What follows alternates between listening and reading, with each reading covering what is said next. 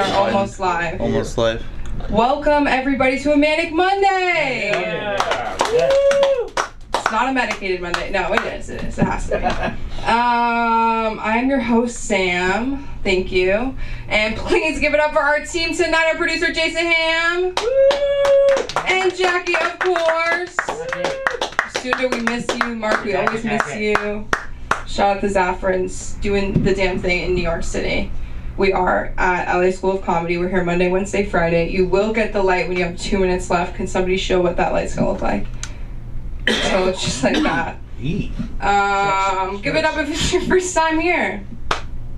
No, I'm kidding, but compliant. Yeah. When you say clap, da, da, da, da, usually like people are gonna clap. So that wasn't even an intentional example of that true power of humanity. With the if and the then. Yeah, I used to work retail. Now when I drive past the Beverly Center, my mom goes, and I'm like, what is it, Mom? This happened today. She was like, and I was like, what? We're in 100 feet of the Beverly Center? Is that what that means? And she was like, I'm glad that you're not doing that anymore, but I do miss visiting you there. Like she just loved to see me there. It was because I would have to wear like the apron, you know what I mean? Like different color shirt depending on the season. Like it was cute, like for a mom. Like it was like little outfits, you know. And I'm like, how can I help you? It was like we were playing, like I don't know, cathartic. But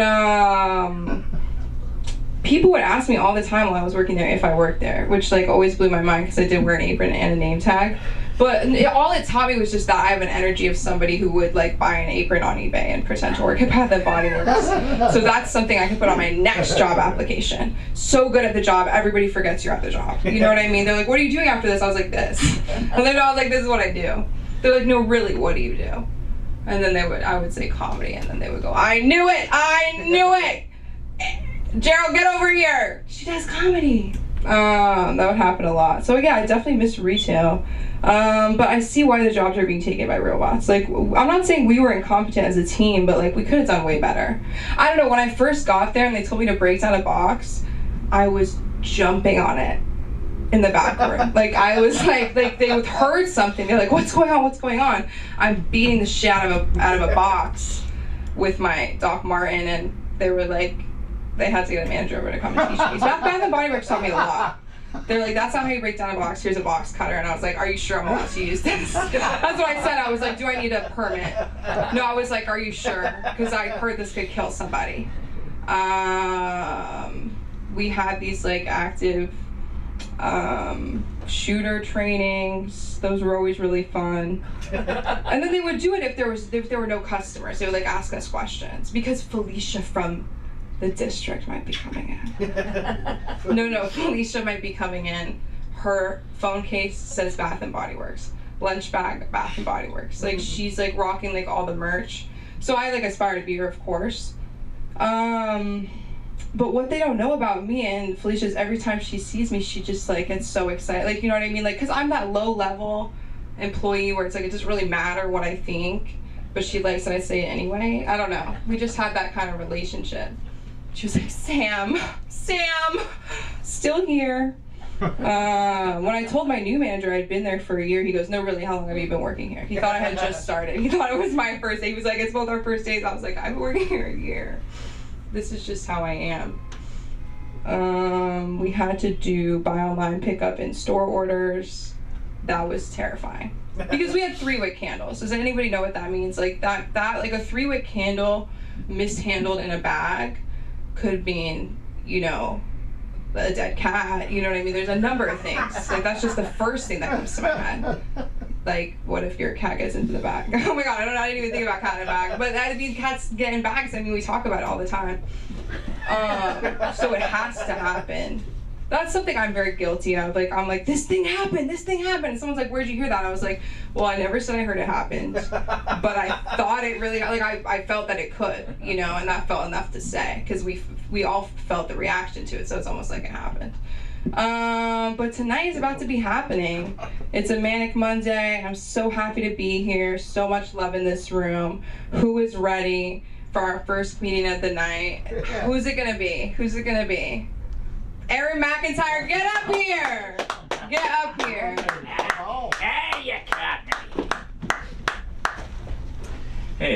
everybody, all you people in here. Yeah. Way back in the back. How's it going? Yeah. Yeah, I'll have a drink later. My name is Aaron, A-E-R-O-N, not A-A-Ron. Besides, A-A-Ron's supposed to be anonymous, so keep that down. Let's see here. Oh, I grew up, well, I grew up in Panama City, Florida. No, actually, I wasn't raised there. I was born there. I was born in Panama City, Florida. Beautiful little place. I was there for 6 days, and I've never been back. So I really don't know if it's beautiful, but I've heard it is. And actually, I was watching this movie one time, and it took place, and this woman came down. It was one of the sisters who sing, and then there's the one who's the really cute actress. I can't remember. Anyway, I kept watching this movie, and as I'm watching it, I'm looking at it, and I'm going, that really looks familiar. I mean, there's something about that really just looks familiar. So I watched the credits, and sure enough, it took place in Panama City, Florida, which I was like blown away because I was literally there for 6 days, and I don't remember too much from those 6 days, but enough that it was kind of weird that I knew that. We moved from Panama City up to Minot, North Dakota, which Minot, North Dakota is traditionally the coldest town in the United States. Every time we watch the weather, they go, and the cold spot in the United States was Minot, North Dakota. My dad was an Air Force pilot. He's actually a war hero. Shot down in WW2 over Japan. I didn't know that until I was 8. Nobody said anything. And then one day we were actually stationed in Japan, and my mom goes, oh yeah, we're gonna go on a little vacation. And I was like, where are we gonna go? Oh, we're gonna go see Nikko, where they make this fabulous pottery, and then we're gonna go to Mount Mataki, then we're gonna go to where your dad was shot down. And I was like, I hadn't heard that before. But that was my family. They never talked about it. I took care of my mom the last 6 months of her life.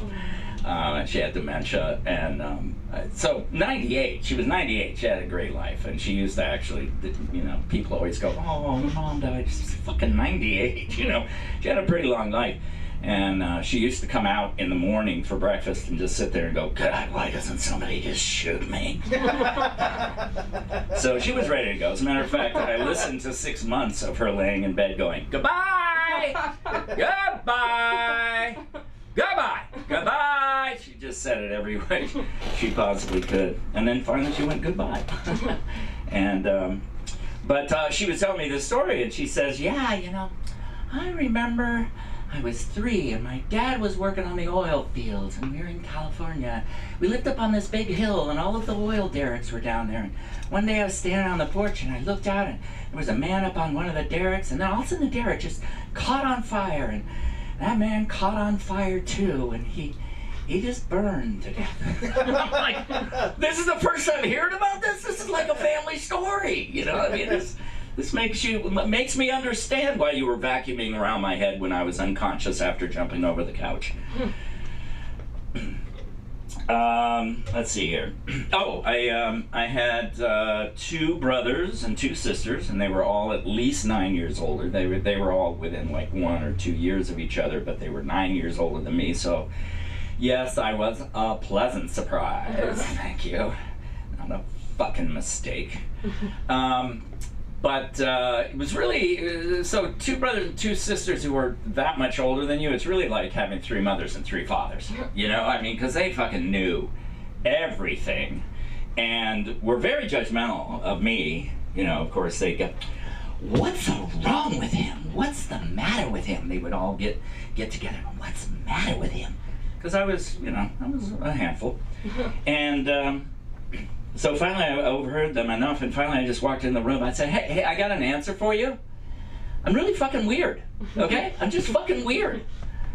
And, they all looked at me and went, oh, well, that makes sense. To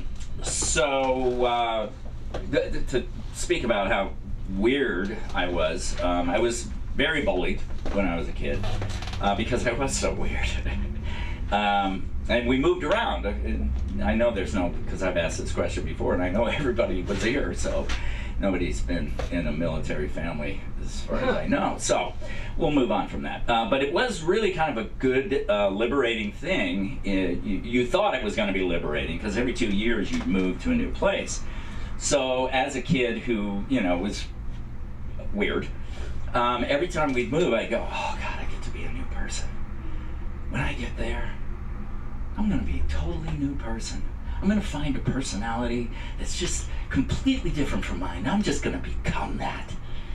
So I get there and I get the jeans, and the leather jacket. And I go into school, and of course I had to put it on outside the house because my mother would never let me wear jeans and a leather jacket to school, so I'd hide it in the bushes. I go to school, and I come up to some girl and I go, hey, what's up? And she'd go, what? And I go, right back to the old Aaron. He would just follow me. I thought I got rid of that motherfucker in the last place, but here he comes again. And he would hop inside me and I'd go, I said, hello, my lady. And then I'd be screwed for the next 3 years, because then I became that kid. Fucking weird guy, A huge liar. Had to become a really huge liar because, childhood abuse does that. You just you gotta lie about it. You gotta tell people what they want to hear, not what the truth is. So, pretty much lied to every person that I've ever met. So, that's me. So, that's why this suits me so well, because I get to lie about things. Let's see, what was the other? I have a daughter who lives on the other side of the planet because we're such good friends that she had to get away from me and move to the other side of the planet. So we could actually talk more than if she lived down the block, because when they're on the other side of the planet, you do now we got FaceTime, so I talk to her like 3-4 times a week, and which is really great. But she does work at a juvenile detention center, so she's works with kitty murderers and kitty felons and kitty car thieves. But because she works there now, she's back home, and of course that means that every time she's home, it's like she tells me when to go to bed and when to get up and what to eat, and she's always using my commissary money for everything, and it really pisses me off. But where's I going with that? I was going somewhere. Daughter, corrections officer. Corrections off. Thank you. More. Can you give me more of my eyes, please? I'm gonna lose it over here. Institutionalized. Institutionalized. Yes, that's what I should be, because that's where I was going. Thank you very much. It all comes full circle. Minot, North Dakota, Florida. I got to go back there because that kind of. Thank you. That kind of explains the whole, going from one of the warmest places in the country to the coldest. It kind of added to my bipolar disorder that I didn't learn about until very late in life. But, and actually, a lot of people, or not a lot of people, one dumb person who I was having dinner went, bipolar, does that mean that you've been to both poles? And I said, yeah, of course. That does remind me. Not too many people know this. Do you know why there's no penguins in the Arctic Circle? Because there are none. Did you know that? There are no penguins in the Arctic Circle, only in Antarctica. So they're only on the bottom of the planet. But you'd think, well, they're both cold. They would breed the same kind of thing. No. And it turns out that Santa had to kick them out because all the elves were trying to fuck them. So they kicked him out, said, you got to go down to the South Pole where you're safe and where you won't be distracting the elves, because the elves have got to work, They were just not making their toys. They were going, God, I can't wait to fuck that little fucking penguin. Fucking penguins. Yeah, Teletubbies. I don't know if I'll have enough time to talk about the Teletubbies. Grew up, I didn't grow up. My daughter grew up because, Teletubbies were nowhere to be seen.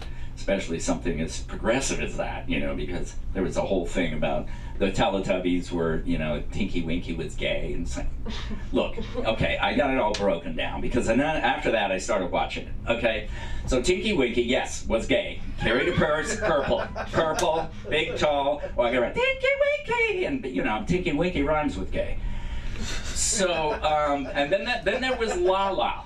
Right, Lala was the girl, I'm assuming, you know, yellow, and, oh, god damn, don't get to go through the fucking Teletubbies bit. Anyway, they'd watch movies on their stomachs, and they were always really informative. So thank you very much, everybody. My name is Aaron McIntyre, and you can find me at Aaron McIntyre on all platforms. Keep it going for Aaron, everybody. The Teletubbies were awesome. Does anybody remember Furby? Does anybody have a Furby? Are you guys kidding? No, I had a Furby. Please clap if you heard the word Furby. I've heard it. Okay. Because just every once in a while I say a word and nobody knows it, and it just makes me feel like I'm gonna die, you know. So I just need to live a little. No, I had a Furby, and I guess I should describe it. I don't know how to. This is so unplanned. I don't know them, you know. It was like a bird and a squirrel, and your wildest nightmares. And it could talk, and it could repeat your voice to you. And at night it would be like it was like waiting. And I was like, throw it out! I was like, get it out! Like, I made my parents put it in the dumpster outside the house. Like, I would do that a lot. Like, I would be like, please give me this, please. Like, for weeks, I'd be like, please. I wanted them to give me this eyeball ring. And my mom was like, that doesn't feel like a good vibe. She wouldn't have said vibe. She just would have been like, I don't know, evil eye. It's 2 eyes. You know, like, I don't know. Like, but I got this ring, and I made them flush it in the toilet. I don't know, I did shit like that. Like, they're like, you were the sweetest kid. I was like, I think I did some stuff that was like a little weird. Like, my mom told me to stop giving relationship advice to my 2nd grade teacher. She was like, why are you doing that? She's like, what do you do during lunch? And I was like, I stay in the classroom. And she was like, doing what? And I'm like, her boyfriend's in Nicaragua, and she's here. Doing what? Teaching us. And what is he doing? And who's in Nicaragua with him? Let's just say she had a baby with somebody else. Oh. But, and the baby's name's Sam. No, I'm kidding. But this next comedian is my comedy godfather. Please, can we give an LA School of Comedy welcome to our one and only Patty. Hey, thank you. Thank you. One and all. This is a warm and wonderful place to be tonight. This is, and to be before you, I'm overwhelmed. Can I say that? Just so warm. The feelings that are going through me now at this point is, you know what, I've made it. I finally made it. You know, because what's it really about? But this, what we have now. I just got to tell you, you know, Sam was talking about her Furby, which I remember, you know, those are toys. And I just admired her so much in her Furby. Because I fucking had nothing. I fucking nothing. I lived in a fucking shitty country, in a shitty city, and I was scared to go outside. Could be like 20 bombs in a day. Right? And my fucking grandma would be like, don't go out, it's only gunfire, Patty. Go on, don't be a little cunt. Get the fuck out there with the other boys, you queer. I miss her. She's a very hardy woman because, you know, we come from a hardy people. We're of hardy stock. She smoked a pipe. She smoked a pipe, like a corncob farmer's pipe. And she lived to be 107 years old. Smoked every day, and she died. She fell off my father's shoulders reaching for a bottle of whiskey on the top shelf. A hardy fucking group of people is what I'm trying to tell you. It was, I'm just glad that I got fucking here. Because when, it's a confusing place here though, when I say here. Like, of course it's great to be here with you, with all of you, but like to hear about the mall, really? Because, can I say this?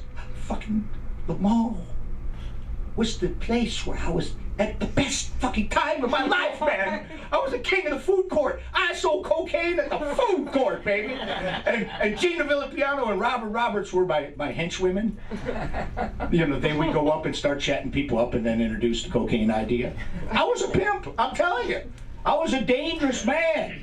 And at the, I lost my virginity adjacent to the Container Store. That's fucking true. There was a lady she was a driving instructor from Sears. Back then they had driving schools at Sears, and she was on her break, and we were doing cocaine. And you guys don't, you know this because you're a mall insider, but there are secret places in the mall that you know behind things. And that's where it happened. And can I say something to the people that are here, you wonderful fucking people? It was a warm and wonderful experience. And I'm lucky she was a driving instructor because I did need some fucking instruction. She said, a little bit to the left, a little bit to the right. That's my spot. That's what she said. I'll never forget it. That's my spot. That's my spot. I didn't know what I was doing, but she said, just don't, for a while, just do just that. And then earlier she kept on saying smaller circles. And the thing is, like, I did lose my virginity to an African American woman, and I don't want to say she was a racist, but during cunnilingus, I had to ask her not to touch my hair 3 times.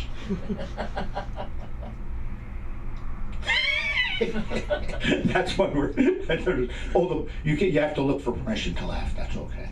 I come from a different time, okay? Like, I remember when, before the N-word was invented, people either said it or they didn't. It was 1983. People forget, a charming racist named Ronald Reagan invented the N-word so he could mean exactly the same thing and just be absolved of any guilt or vitriol. Just absolved him.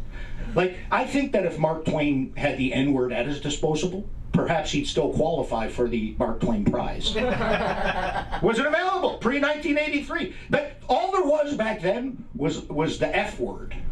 Previous to that, because that was considered fucking obscene.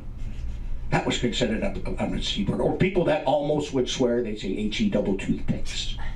Shit like that. Don't you just fucking hate those people? Just say, swear, say, I don't trust people that don't say fuck every once in a while. Do you really trust someone with, it's like I haven't had a drink in 15 years. Thank you, but stop it. So what I'm trying to tell you is I've been a habitual pot smoker now for 15 years. Take it one way, take it another way. It is what it is. I'm not comfortable inside this thing. So I think we were talking about the fucking mall, right? where I lost my virginity to an African American driving instructor. I had to go back there recently, and at this age, it's a fucking humiliating experience. First of all, years ago, I was a dude. Hey, dude. Where you going, dude? Hey, didn't I see you at Spencer's Gift, dude? Got any coke, dude? I was a dude. And I had to go pick up a fucking package that my wife had left at Abercrombie and Fitz. Have you been to this fucking Abercrombie and Fitz? I go in and I walk in there, and there's 2 naked 15-year-old boys in the fucking front door. If I could walk into this Abercrombie's and Fitch, and have you been in that place? I could taste cologne. The cologne was so fucking strong I could taste it in my mouth. And I walk up and they're talking, right? And they're just incredibly good-looking young people, you know, and talking. And I'm just kind of standing there, and she caught a glance of me, like, kind of like what she was thinking is, what is he doing here? What she said was, how can I help you, sir?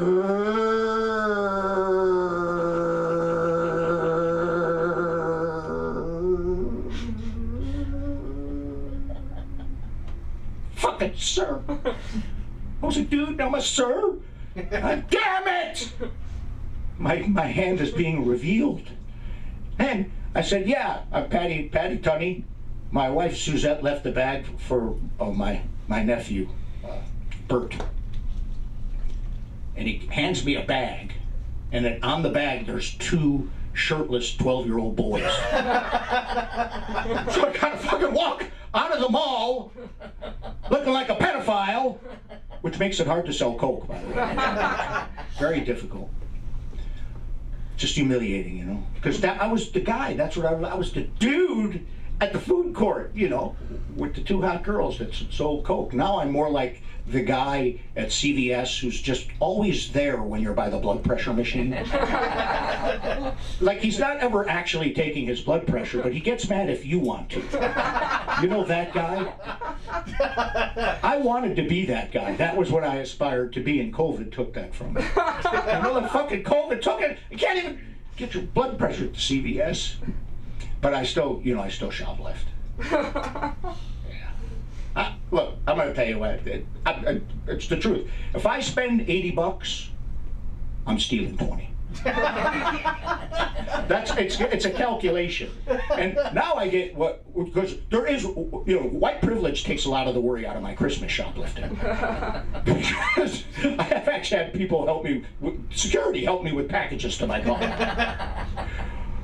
Because now I have like wine gets better and, you know, more delicious with time. White privilege increases.